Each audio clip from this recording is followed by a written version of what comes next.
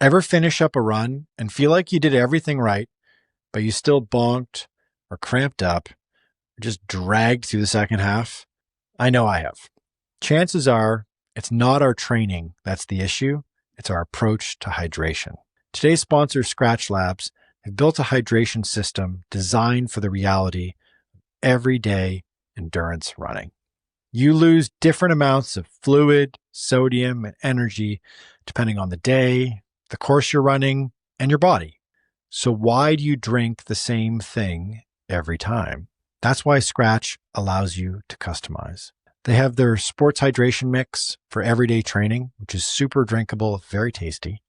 And they have their super high carb drink mix that I like to use the night before my long run for kind of a mini carb load, and then the morning of as well to top up my glycogen stores. They also have an unsweetened hydration mix, which I like to sip at during the daytime when I don't want to be taking in tons of sugar, but I still want to have something that's tasty in my bottle. And finally, there's the electrolyte booster, which you can add to any drink without altering its flavor. Right now, Scratch is offering a free hydration sample bundle. You just pay the shipping. You'll get 5 single-serve drink mixes and the option to add that electrolyte booster, which I highly recommend.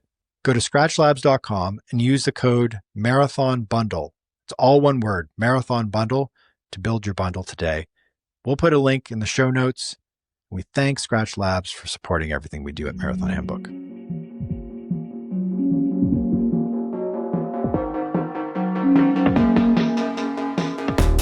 This is the Marathon Handbook Podcast, and I am your host, Michael Doyle. I am joined, as always, by my colleagues, Alex Sear, Caitlin Tossi, and the three of us have gathered together today to talk all about the first marathon major of the fall. It's the first time it's a major, Sydney Marathon. So we thought we'd do a complete, we'll do a preview. We'll give Sydney the marathon major treatment that we give all the rest of them throughout the year. It's only right. It's only fair. So we're slipping this extra pod into your feed for the week. Right off the top, guys, we should say we have an email address. It's podcast@marathonhandbook.com.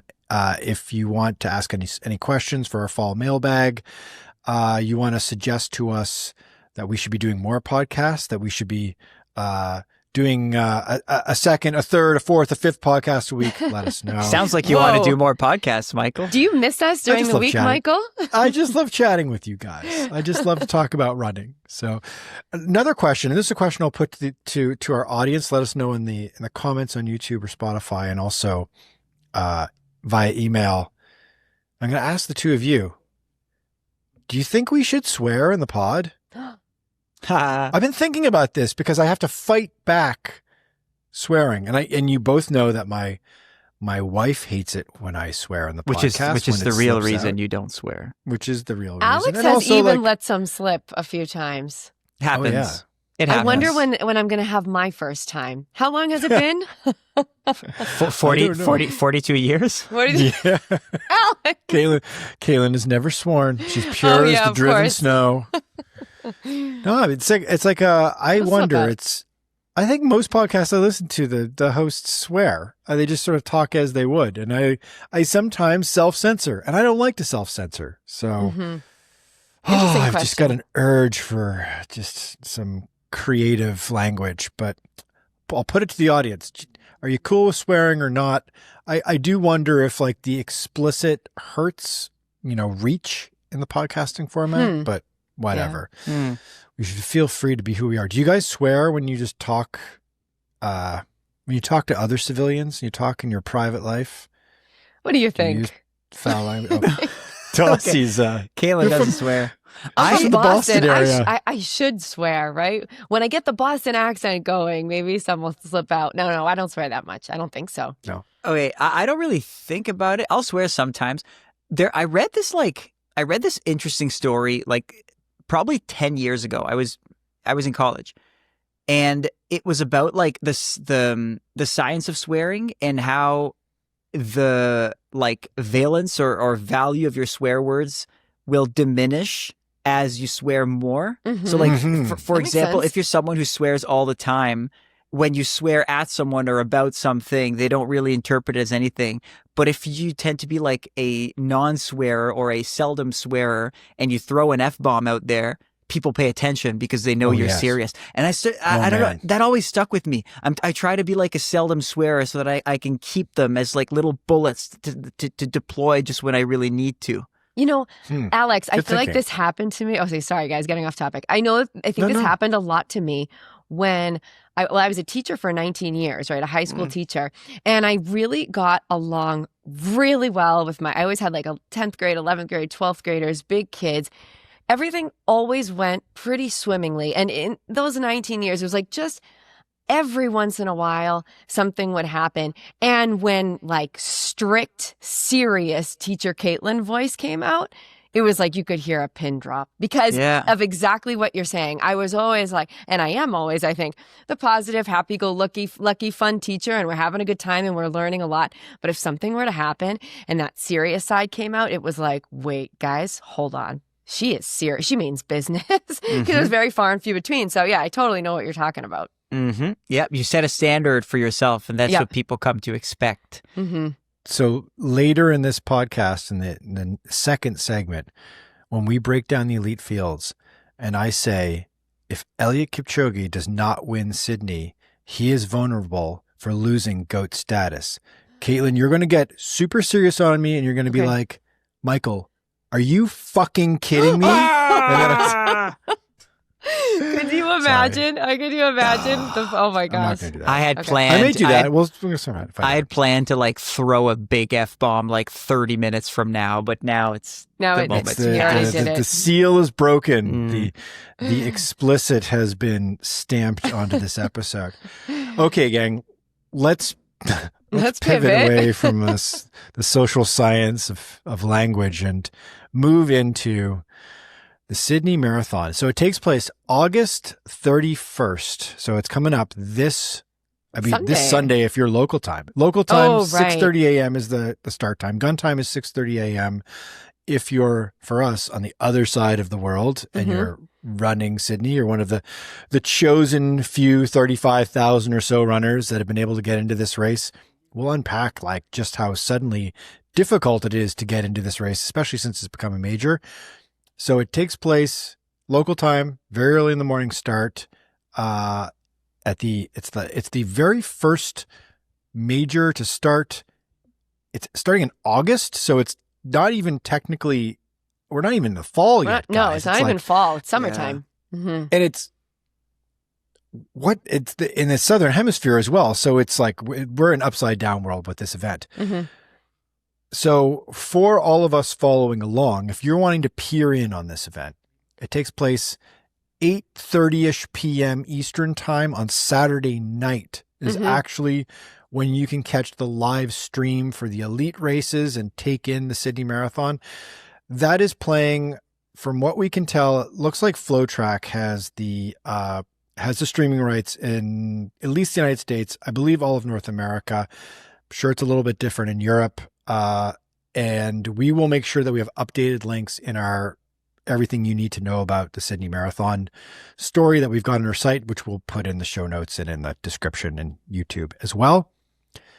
As I said, 35,000 runners. So big event. Big. Yeah. It's not the biggest marathon. Right. London and New York still have the biggest fields, are still that 50 like verging on 55,000 runners now. Insane. But 35,000 runners is a giant number of runners for an event that just a few short years ago was getting like under 10,000 runners. So it's grown very quickly.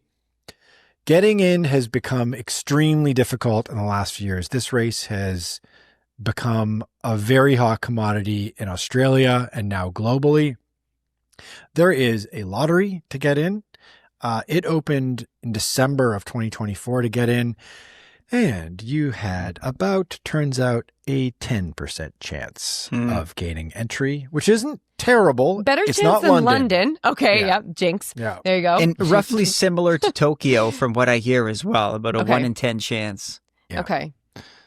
And I'm sure that's going to increase as the awareness of this as a world marathon major grows over the next year or so, and you get more runners globally who are trying to complete the quest of finishing every single world marathon major.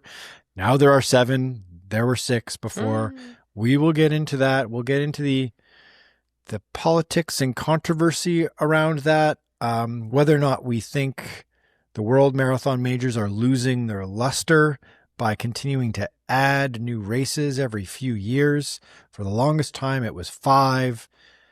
Then about 10 years ago, they added Tokyo, and it was 6, and that made a lot of sense. And then they've now added Australia, and there's some rumors that a couple more races will be added. We'll talk about that in the next segment as well. So, the course. Have you guys looked at this course? Yeah. It literally looks like UTMB with the with the elevation profile. I was like, "Whoa, that is a downhill. Can you take a sled?" Like like the way that they set up the elevation profile. I do know that it looks like, and it is a very hilly course, right? Because it's got about over 300 meters of gain, and then a little bit more than that of loss, being a point-to-point course. But the way to scale that they set up that elevation profile, it just looks like peaks and valleys, looks intense. Yeah, I would say that I've done a little bit of a deep dive on this one. Okay. And there are quite a few people who have done this race and the other major marathons, Australians especially, who are reporting that they feel like this might be the hardest major marathon to run, like just from our perspective as mere mortals. Well, Alex excluded, although you've not yet run a marathon yet, so you could come back down to earth. I'm and still join mortal. The rest of us. Guess I'm still mortal. You are still mortal for now. So yeah, the course, by all accounts, could potentially become known as the most difficult marathon major course, potentially. It hasn't earned that reputation yet, just because I think not enough people globally have griped about it enough yet. Whereas well, we haven't had the global complaints roll in yet on Strava and Instagram about this course, but it is very hilly. Mm-hmm. It has, like you said, that pretty significant elevation gain and loss. Loss is dangerous in a marathon. Downhills, Caitlin. Oh yeah, they Boston can Marathon. Shred those quads. Yeah. And you still wake up in the middle of the night screaming, and you're like, no. It does have more elevation gain even than Boston. Yeah. So about 100 meters more. And there's some tricky spots in this course too. Mm-hmm. There's a big downhill at the beginning, and which very similar to Boston, right? Yeah. And then it goes up and down, and then there's a good climb about a third of the way through, and then there's a significant climb right towards the end of this race. Oh yeah, that before looks it tough. falls back down at the finish line area. But of course, with all of that climbing and all of that ups and downs, there's quite a bit of beauty to this race as well. You get lovely views of the harbor. Of course, Sydney is on the water, and it's got the iconic Opera House as well. So, and of course, part of this climbing is you've got to get up and over the Harbor Bridge, the iconic Harbor Bridge in Sydney Harbor. So there's also a bit of history there too in the course, right? Because it starts at Miller Street in North Sydney, which is where the Olympic marathon had started back in 2000. So they're kind of bringing that back. Nice. So there is some history that I, as you were saying that people haven't griped about it, it made me think, I feel like compared to the other majors, no one's done Sydney. That's why, right? I think people, watchers, will get to see something incredibly new, because when 8,000 or 9,000 people race it every year, that's nothing compared to the 50,000 who will race New York by the year. So I think by and large, runners and also fans will become acquainted with a course they know very little about, which kind of makes it exciting as a viewer. So this was a test event in 2000. The 2000 Olympics were in Sydney. And so this event was used as a test event. As you said, Alex, it has its legacy from the Sydney Games Olympic Marathon. And there was just a couple of thousand people that ran the inaugural edition of the Sydney Marathon. So races like to do this legacy story each year where they'll trot out those who have run the event every year since its inaugural year. There's going to be a fairly small number of people who have done it every single year for the last 25 years now. And another kind of wild stat is that 2022 had 5,300 entrants into the Sydney Marathon. That's nothing. That's not a very big marathon. No, it's not. And then last year there was 25,000 finishers. So this race is scaled with if you want one piece of evidence to prove that there is a running boom, a post-COVID, post-pandemic global running boom, look no further than the success of the Sydney Marathon. That's it wild. Has just absolutely exploded. Do you think it has something to do with the inkling that it was about to become a major? Would people have known that? Because that's a massive jump. There was definitely talk about it leading up to the announcement. So I was actually in the room when it was announced. I was in New York in the press room after the race finished. The organizers of the New York City Marathon said, before you guys all go, all you in the media, hang around for 15 minutes, enjoy some refreshments, and we've got a special announcement. It was like, I know it's coming up now because I could see the delegation of Sydney Marathon and Abbott World Marathon Majors people looming about getting ready to go on stage. And they announced that formally it was selected, but it had been in this process before. We'll get into the idea of the World Marathon Majors. We'll unpack the complexity of adding a World Marathon Major and what this means for Sydney and if it's a good fit to have Sydney as a World Marathon Major in the next segment here. But let's just cover off the rest of this upcoming race this Sunday. Weather looks pretty good. Looks like it's going to be start temp 12-ish Celsius, which is 54 Fahrenheit. Did I get that one right, Caitlin? Oh my gosh, I'm not great at that. It's 53.6. There we go. There you go. And then it's going to a little too round it up. And then it's going to go up. The temps are going to go up to about 17 degrees Celsius, or that's 62 Fahrenheit. Yep.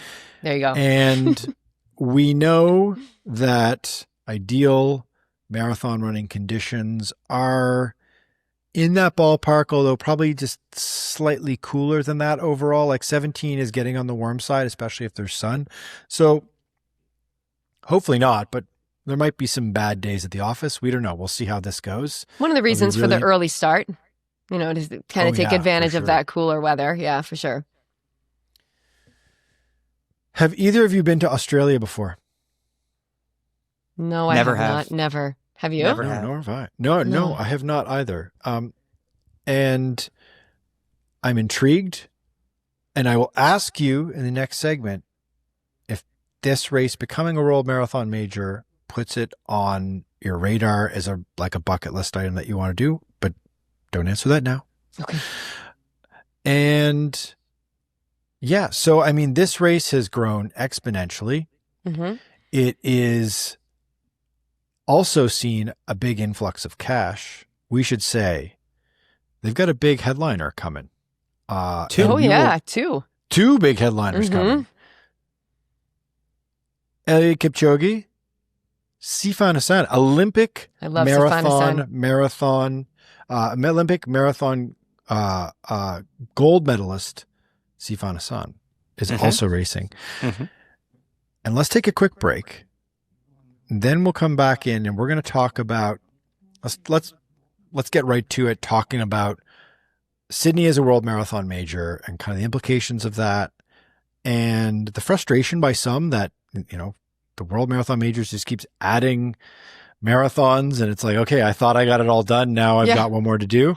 I had my 6-star medal and now what? Just get out the blowtorch because you got to add another one. Yeah. And then we will break down both elite races and provide our picks for who we think is going to win this thing. And then finally, we're going to power rank. Oh, the world power ranking. Marathon It's back. majors. It's back. It's Here back. we go. Everyone's favorite segment when we subjectively select the order that we think the World Marathon majors are in terms of their sizzle in this moment. We will be right back.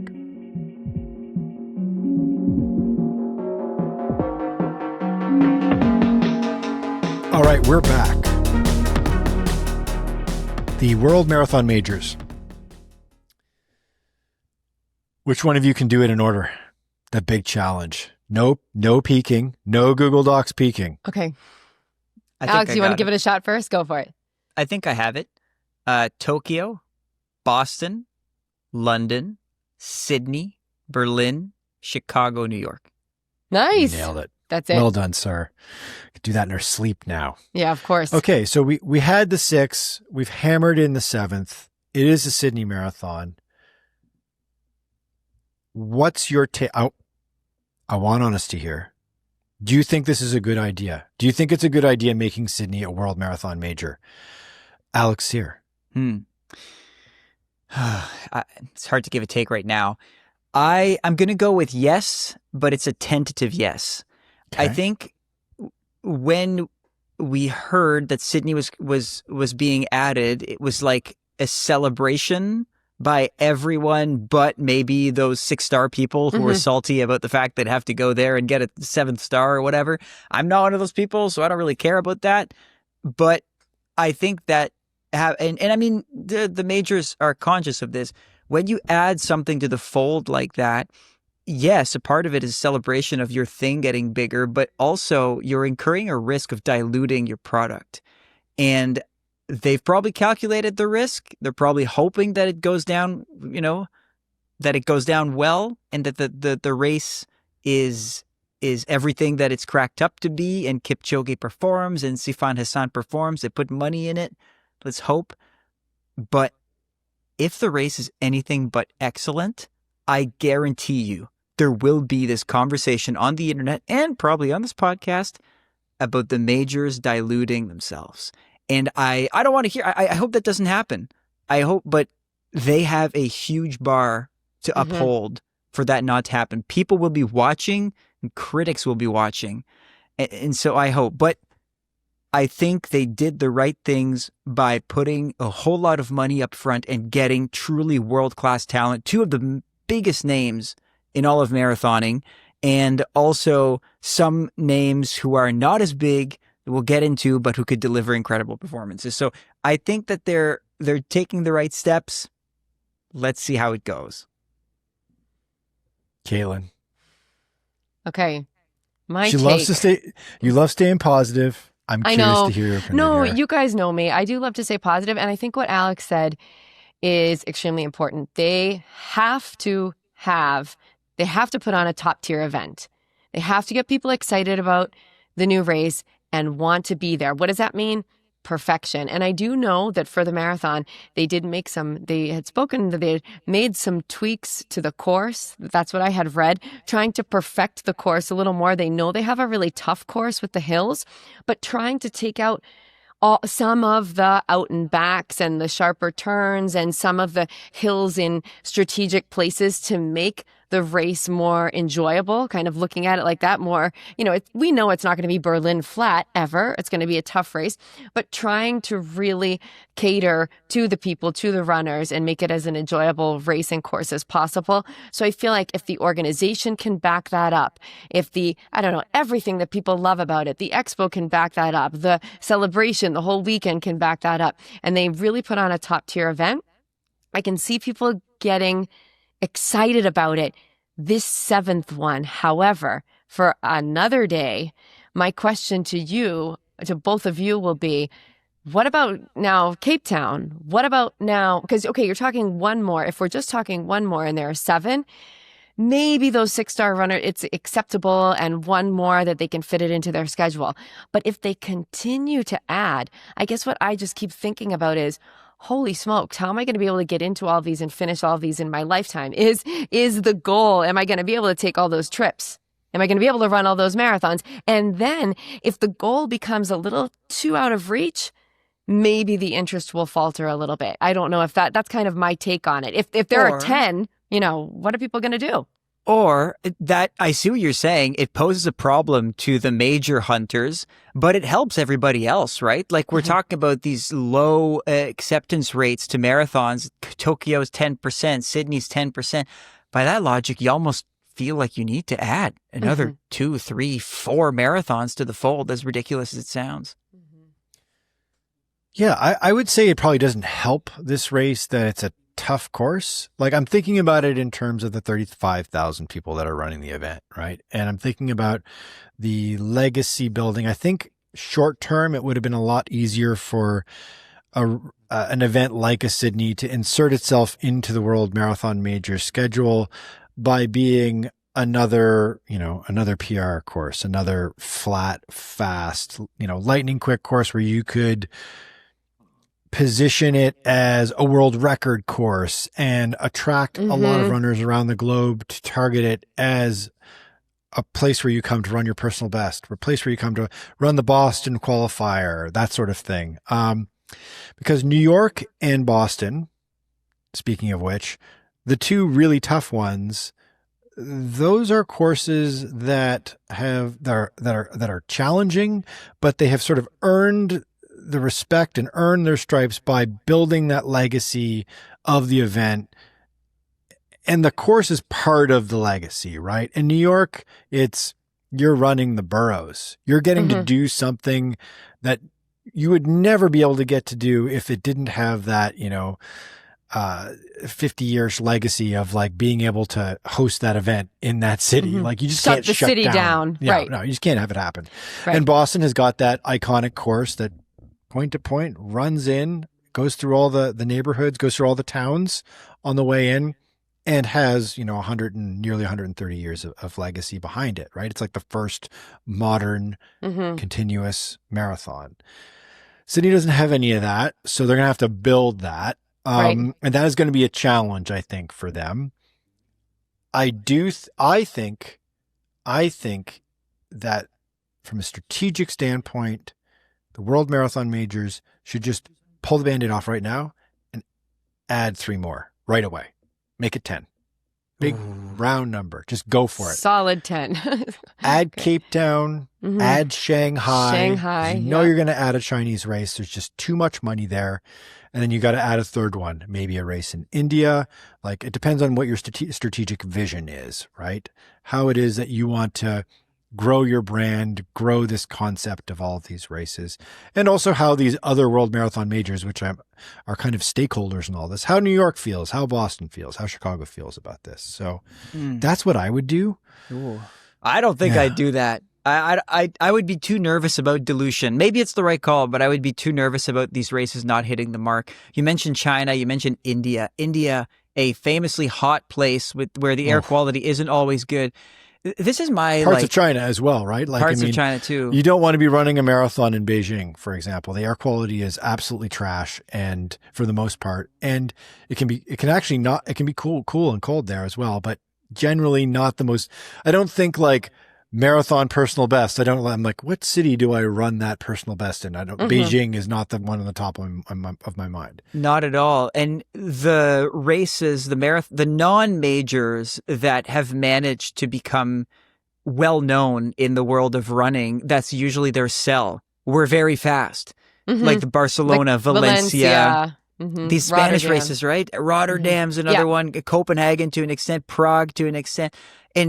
And I don't think Sydney has that. Now, this is like, I know it, the famous, the Alex Sear blind spot is like, I love races when they're fast, and I don't know how much that translates to everyone who runs marathons. Like, if you surveyed these 25,000 people who are doing Sydney, or just anyone who does a major marathon, how much does the speed of a course, or the PR potential matter in their decision to do a race? And if the answer is, it's everything, Sydney's a weird choice, but also maybe it's not all about that. Maybe it's about seeing the world. I really don't know. So if you were to add these other races, I'm like, you can't look anywhere other than Prague, maybe Paris, and the Spanish races, and maybe Rotterdam. but why would you go to India or Shanghai? But see, that's the part that I don't know. Maybe Abbott's doing surveys. I hope they probably are. Well, they're just looking at numbers. They're just looking at like where they're seeing explosive growth in running globally, where the running boom is biggest, and where there's a hole, where there's a gap. Yeah, maybe where there's a lack of races. Yeah. Mm-hmm. And then also, like, if you're going to be arguing that it's the World Marathon Majors, you got to be including the world, right? So you need to be, you need an African race. You need a race. You need races in Asia. They wanted a race in the Southern Hemisphere. So they targeted Sydney. And also you need in order to qualify to become a World Marathon Major, there's all of these benchmarks. There's this criteria, and they have to go through this process. It's like this audition. It's they're dating for a while first before they get engaged. And the part of the criteria is pretty strict. You need to, first of all, the race needs to be of a certain size. So there needs to be demand there to do the race. The race needs to be extremely well organized. You need to be able to broadcast the race. It needs to have a global reach in terms of its broadcast, at the very least with a stream that needs to be professionally done. And there's all this other stuff. You need to bring a certain level of elite athlete to a World Marathon Major as well. So there needs to be the dollars there, which is a challenge in certain parts of the world. And also safety is a factor, which is a challenge in parts of the world, right? So like when you think about staging a race in parts of Africa, it's just really tough to find a place where it's going to fit beyond, I guess, Cape Town or Johannesburg, right? And in South Africa, in terms of like economically how it makes sense and that sort of thing. So Sydney seemed like a no-brainer. Turns out it was a no-brainer because they've selected it as a World Marathon Major. Does making it a World Marathon Major make it more desirable for both of you? Do you want to do Sydney? Caitlin, do you want to do Sydney? Is it on the list now? Was it on the list before? It wasn't on the list before. It was one of my last ones when we do the power ranking, which we'll see again. And I think, so I'll probably repeat what I'm saying later, but I think I need more time. I need more time to see Sydney. I need to get excited about it. I need to watch it this weekend. And I think I need to get inspired by the race. So let's see what happens. Ask me next week after or in the instant reaction pod if I'm, pumped up about Sydney or not. I'll probably have a better idea after the race. But as of yet, it's not quite on the list, but I just think it needs to convince me a little bit more by just happening. I just need to see what happens on Sunday. It's on my list. I think a big part of the culture of our sport is the majors. And I see a future where I try to do them all because I want to know. We talk about that's cool. Yeah, of Alex, course. I love that you said that. Of course. Maybe all at a competitive level, or maybe that might become a benchmark or a challenge for me once I'm done trying to chase strictly times. Like I don't think I'll do it next year, not whatsoever.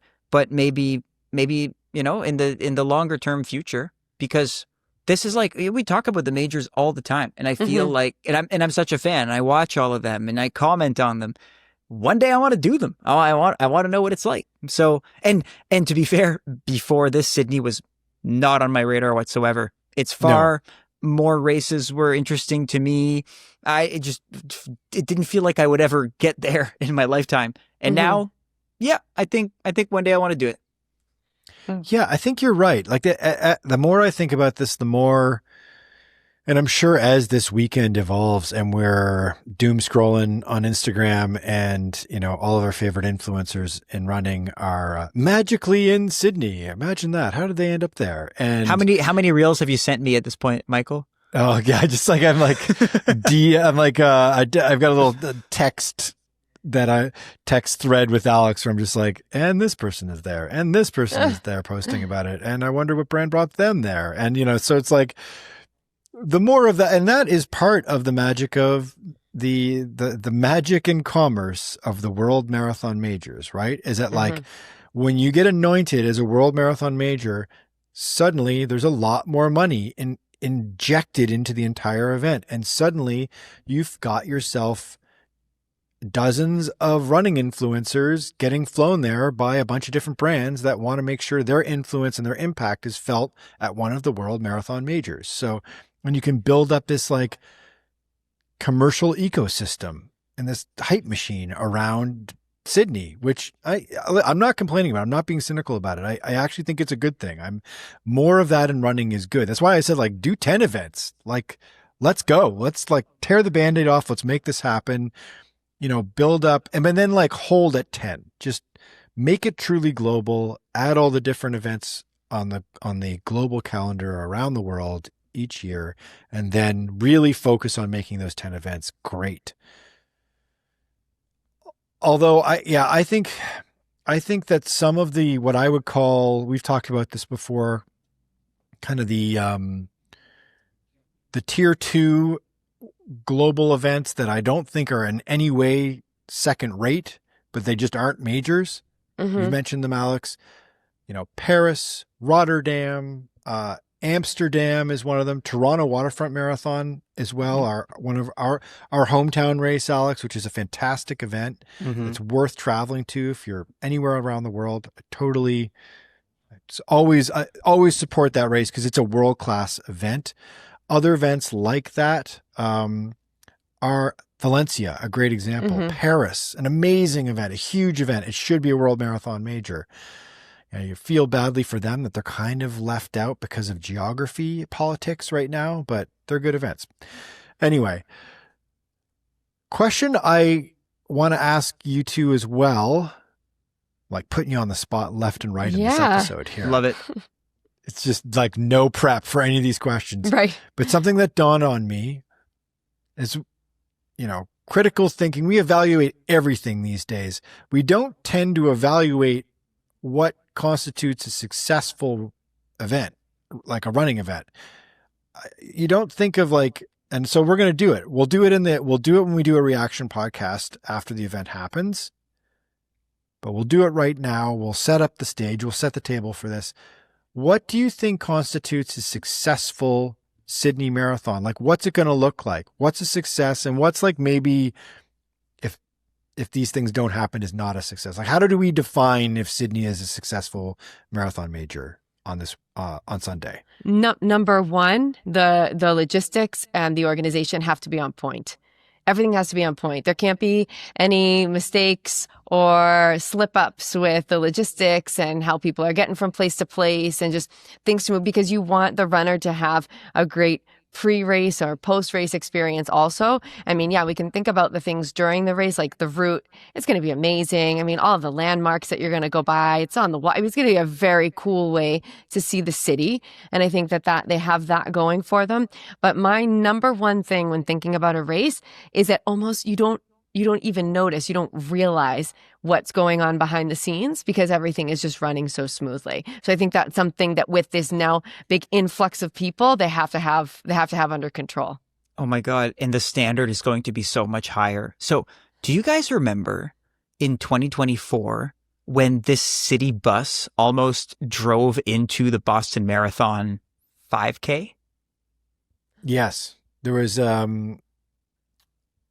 because this is an issue where it's like these races have to be complete, like the road is, when you run even an okay sized marathon at anywhere around the world, in many cases, like the standards for like road closure are not as high. World marathon majors, like the complete road must be completely shut down to all traffic, and it's usually shut down for all traffic, not in the case of New York or Chicago for the entire weekend, but like the finish line area is shut down. It's all locked down for the entire weekend leading up to it. So you're shutting down like a major artery of the city.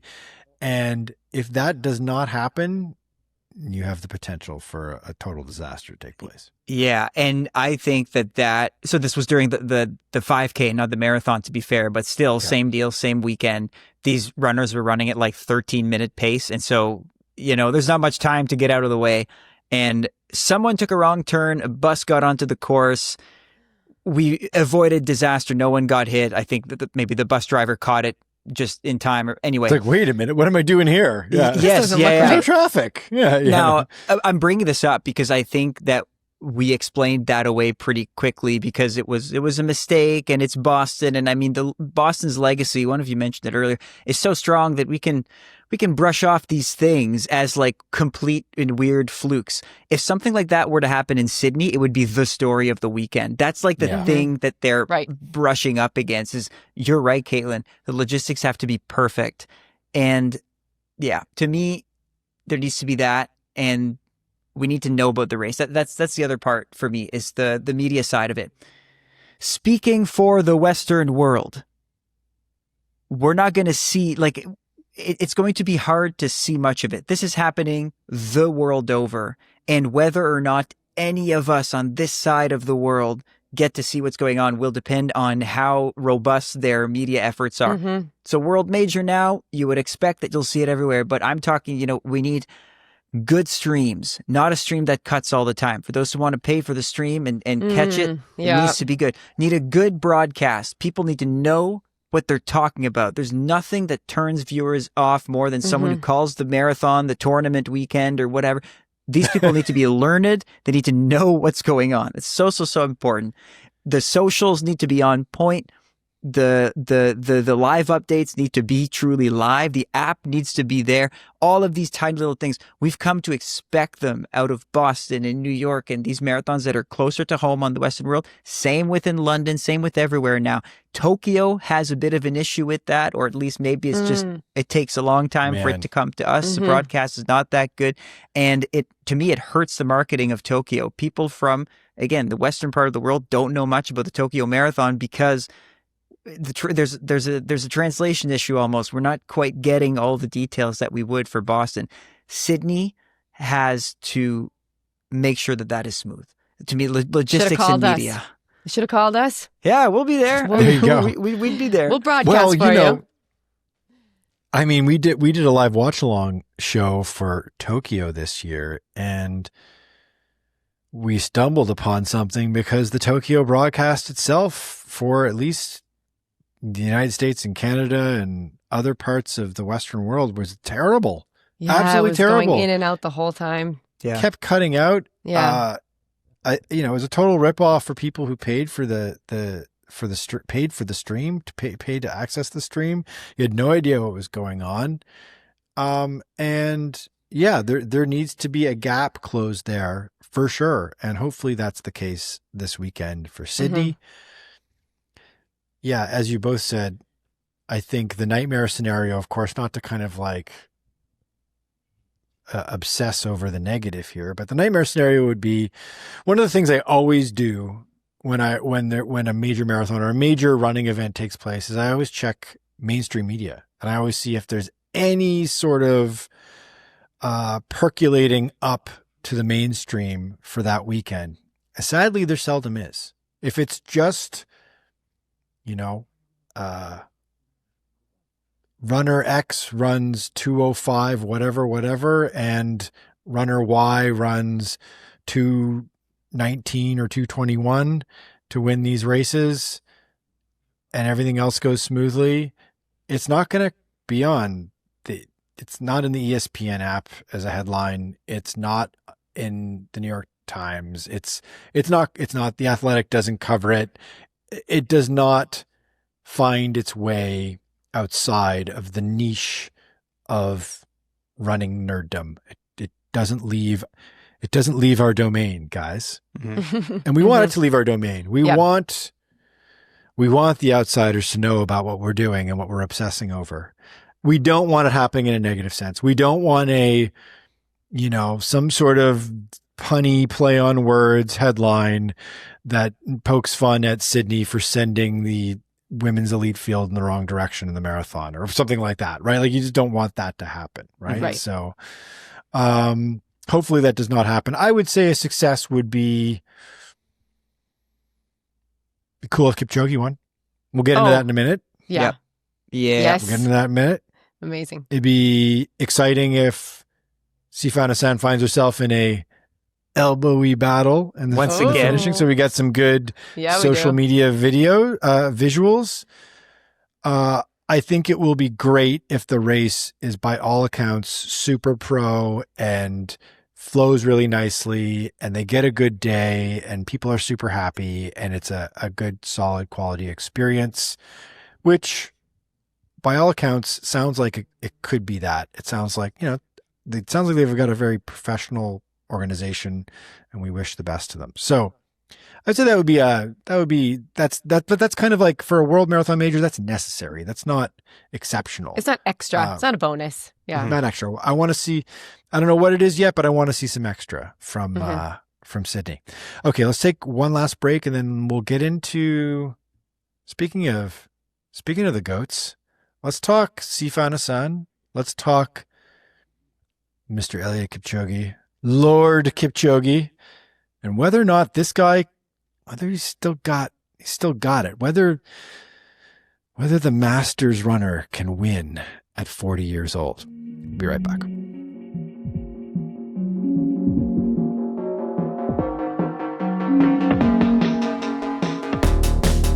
All right, my fellow running dorks, let's do this. Women's field, Sydney Marathon. Okay, so we've got the returning champion coming in. We've got Worknesh Odessa of Ethiopia. She won here in 2024. She actually has the course record.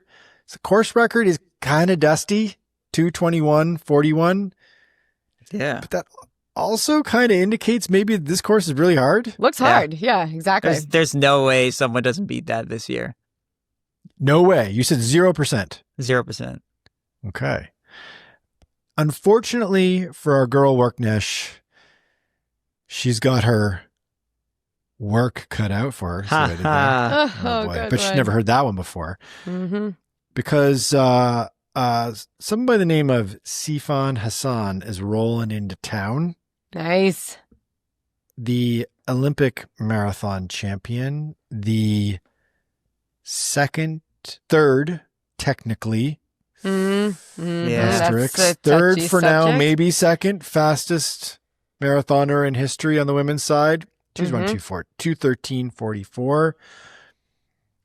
She almost needs no introduction, Sifan Hassan. She's one of the living legends of the sport at this point. She's a total personality, an incredible character, Nike athlete, someone who's got a lot of spunk and vigor to her personality, and just says amazing, crazy shit too. She's a good quote. She's a quote machine too. Mm-hmm. Yeah, she's like, sometimes I don't even know why the heck I do this. It's like very likable character and still at the peak of her powers, at the top of her game right now. She chose Sydney instead of, Worlds, Berlin, going back to Chicago, which is a Nike event. I'm really surprised she's not at Chicago. Chicago can really use her. And New York. She didn't do New York either. So she is in Sydney. First of all, how much money do you think they paid her for appearance fee? Like a lot of money. Well, I think I saw that Eliud Kipchoge was getting something around $200,000 US to be here. Yeah. And so I would go and guess that she's gotten about the same. You think the same as the Kipper? I'd say the same because the Kipper is there for the legacy. Arguably, Sifan Hassan is the best athlete right now. Yeah, I mean, she's the Olympic champ. And I know we're going to talk about this maybe a little more, but I think she's going to want to come back from London, even though she did amazing and she got her third place. I think she's got a little fire there. So she wants to have she wants to have a really amazing race. It's going to be good. Other contenders, who else do we see out there? Who else do we have in the crowd here, Alex? First of all, is there anybody else that can contend with Sifan Hassan? If Bridget Kosgei is in 2019 shape, then yes. Okay.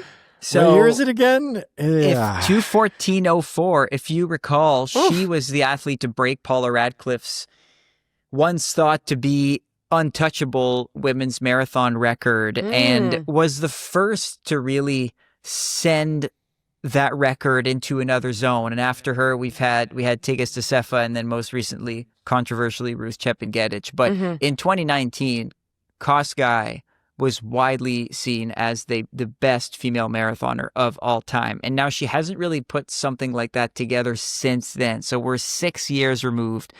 She's got a ton of experience. She's got 5 world marathon major victories. Wow. And this is her first race in Sydney. So interesting character on the start line.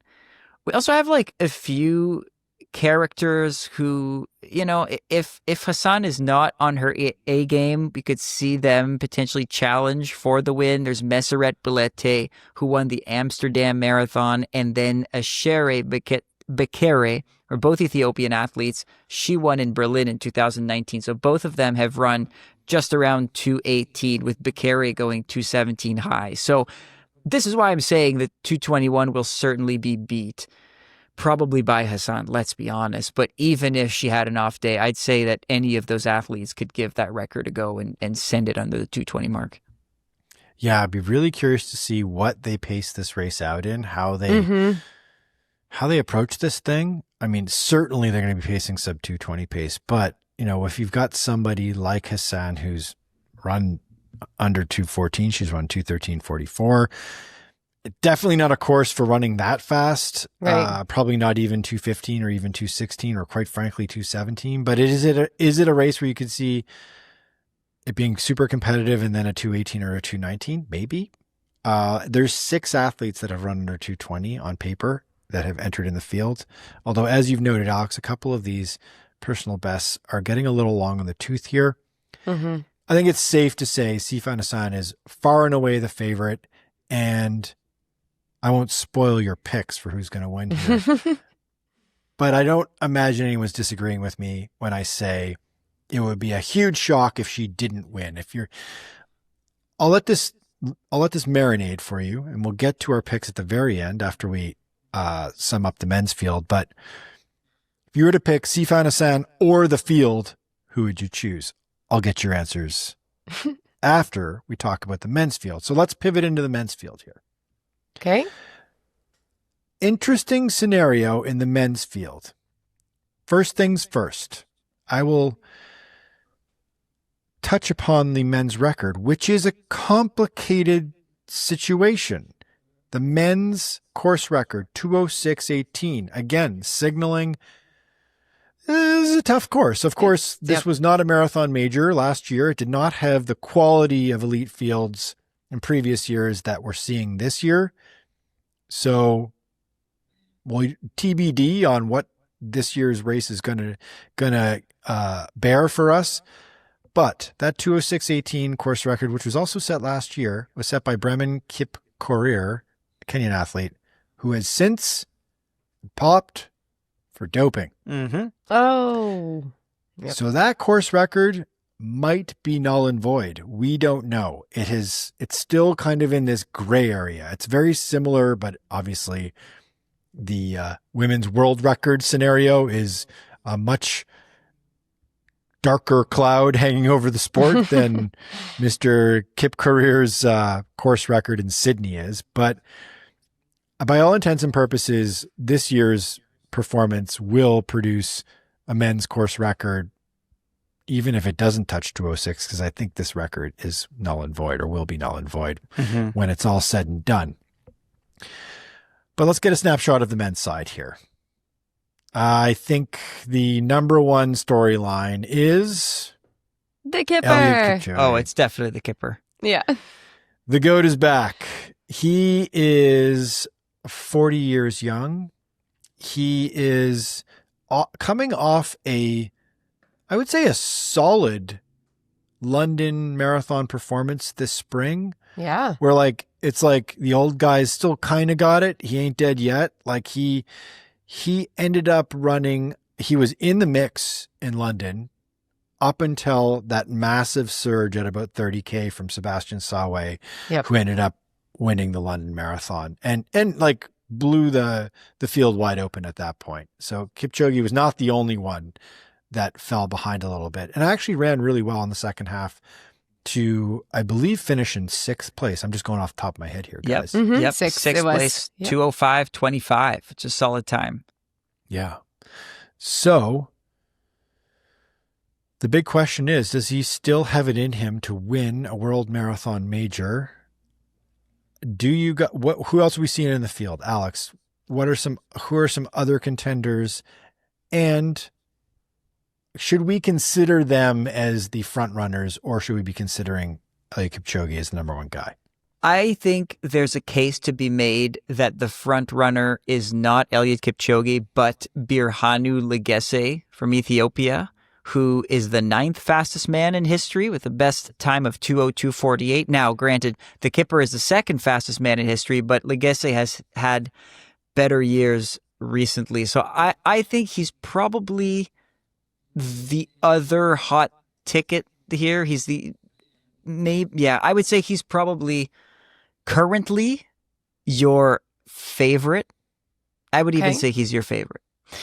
But I think that this is the weakest of all majors for the fall on the men's side of things. And for Kipchoge, I think this was probably the right move. It kind of feels like if you put him up against some of these other huge stars, so the John Couriers, the Jacob Kaplimos, who are going up in distance, it kind of feels like a losing battle. At this point in his career, I think the best thing to do for Kipchoge is to grasp at victories that he has yet to have. And so winning Sydney, I think, would be big. And if he can hold off Legesse, I think that would be a huge win, because here is a truly world-class athlete. There's also a younger Kenyan athlete who's rising up the ranks pretty quickly. It's Vincent Ngetich, who's just 26 years old.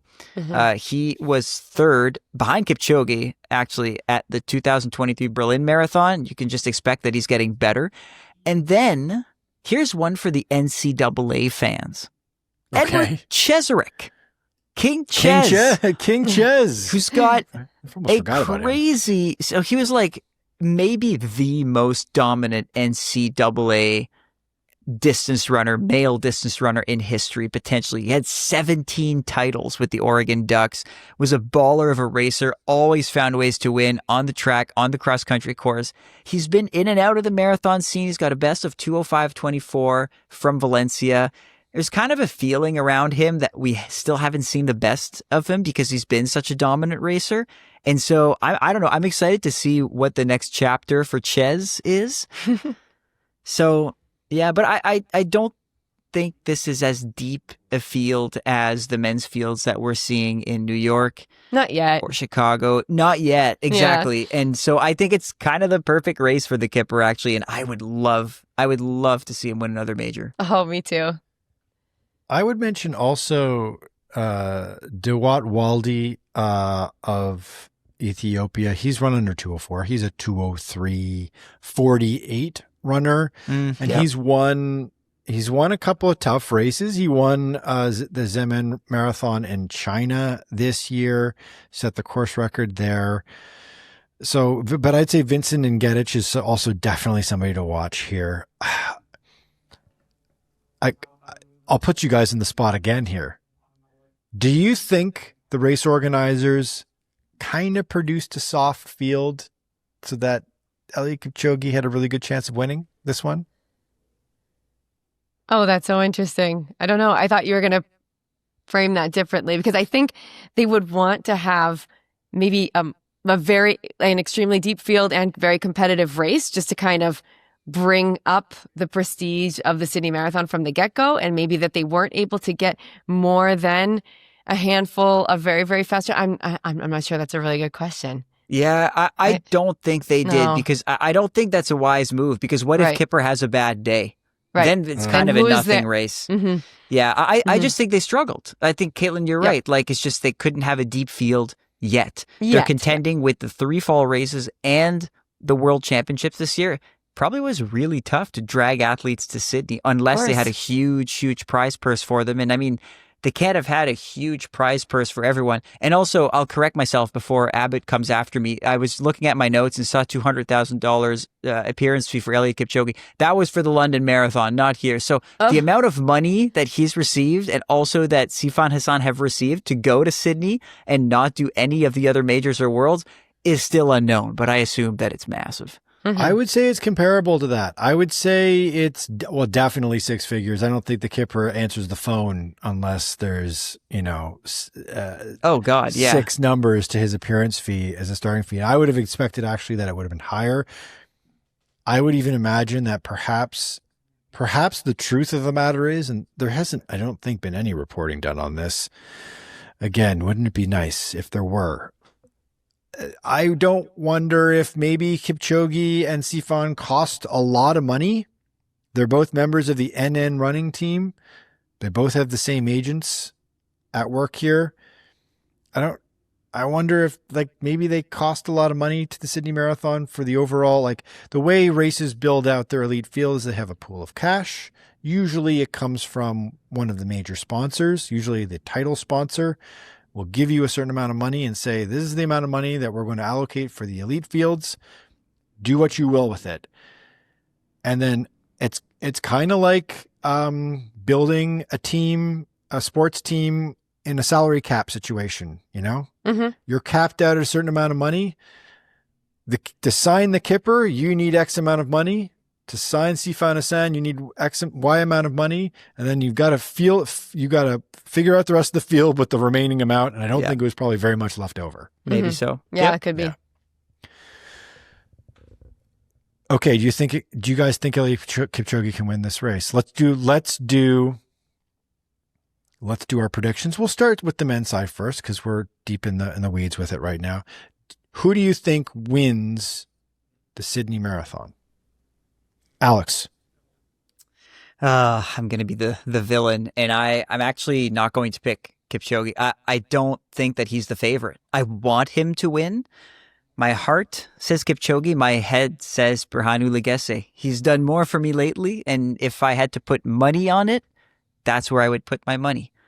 So I just think he's got a 2:02 from pretty recently, and he's the secret hot ticket. So yeah, Legesse 1, Kipchoge 3, Negatic 2, Kipchoge 3. Ouch. Caitlin, are you going to be positive? Yep. Or are you going to go to the dark side? No, going with my heart. As Alex said, if he could choose and he was choosing with his heart, he would choose Kipchoge. I would love to see him win. And that's why I would be terrible at betting. I say it every time because I'm going to go with him because I want him to win so badly. And I have this positive, I feel like he still has it in him and he's going to surprise us. Michael. Who are you going with? You guys know that I have a PhD in Kipchogeology. That I'm a Kipchogeologist. So whatever you say here has real merit. Well, that's not where I was going, but I was excusing what I'm about to say, which is I'm picking Vincent and Gedich, and I think Kipchoge is going to finish 5th.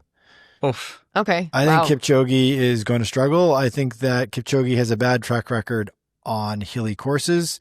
You think about You're right. The only time Eliud Kipchoge has run a hilly marathon, there have been, is it 3 instances? I'm thinking here.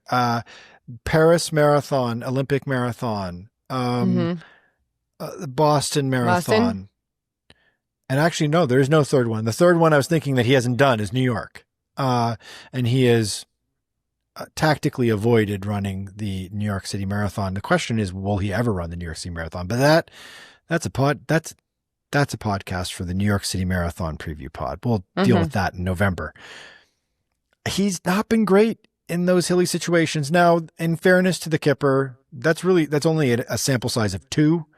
And I think he did do well in London, although he finished 6th and he wasn't able to match that second half pace once the intensity ratcheted up. And Father Time outlasts all of us and will get us all in the end. And I think that Kipchoge will do really well for building the legacy and the popularity of the Sydney Marathon. I think it's great that they spent the money to bring him here or there. And I think it's great that he's running this as a major because I think it's actually a bit of a risk for him.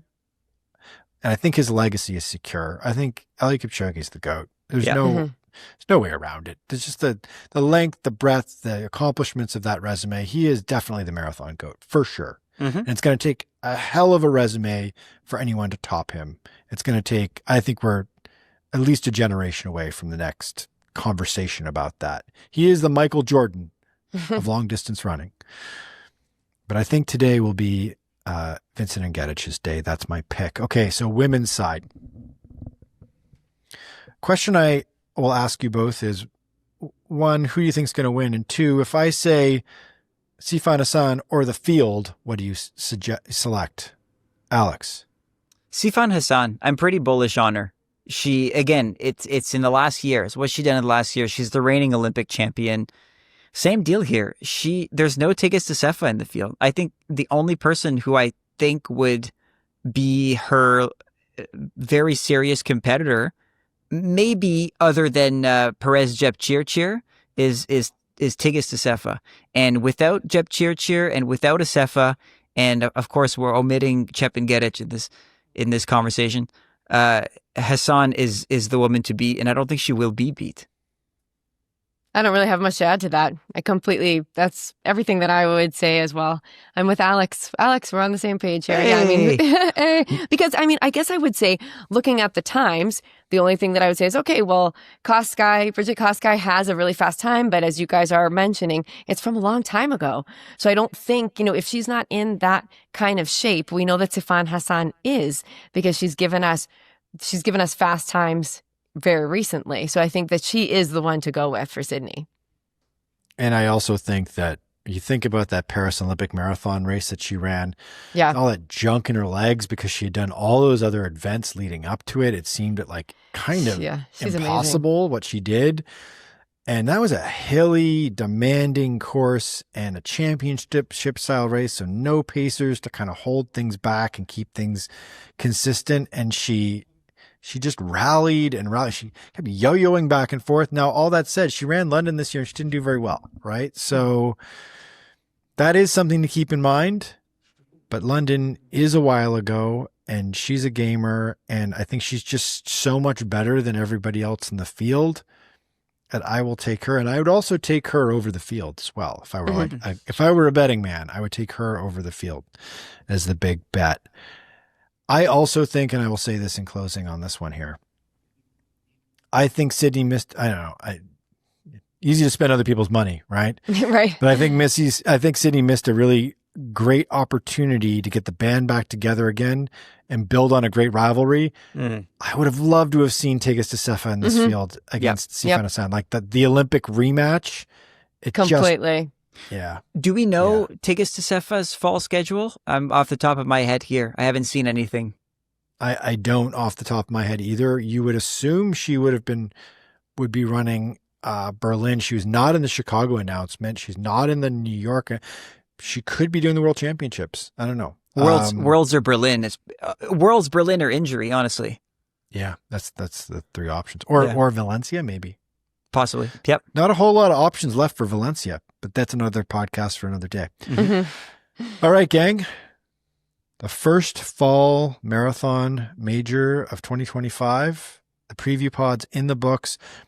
We should say we're going to try to figure out a way. There's been some scheduling issues. The fall marathon season just like snuck up on us here. Because it's still summer.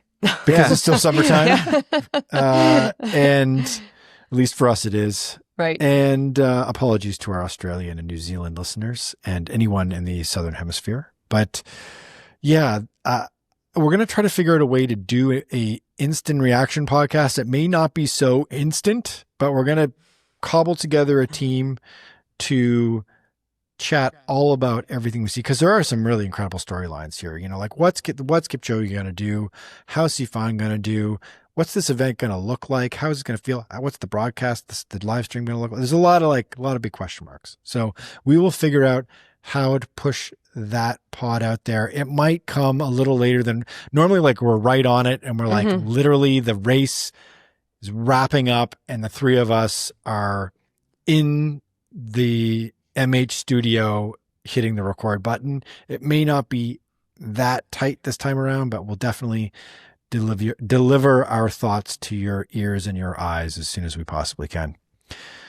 All right, gang. Wait. Fuck. Wait. What? There it is. Oh, Alex. No, there's actually a reason for that swear word. We promised a power ranking, so I'm going to throw. Oh, geez, I did forget that. I'm going to throw mine in. Okay, go ahead. Okay, do it. 1, London. No, hold on. What is this? your power ranking or the way you feel the world perceives these events right now? Ours. My Yeah. power Your ranking. personal power ranking. I think I'm going to keep it to my personal power ranking. That's Yep. what's in my mind right now. Yep. Do it. 1, London. 2, Boston. 3, New York. 4, Chicago. 5, Tokyo. 6, Berlin. 7, Sydney. Caitlin. I'm going. Okay. Do very it. Very similar. 1, Boston. 2, London. 3, New York. 4, Berlin. 5, Chicago. 6, Tokyo. 7, Sydney. I feel like there needs to be a music track behind these. Yeah. Michael, do you, it. You go. Number one right now for me, I'm going to go London. I think London's at the top. London, then New York. Then I will place Boston third right now. I will put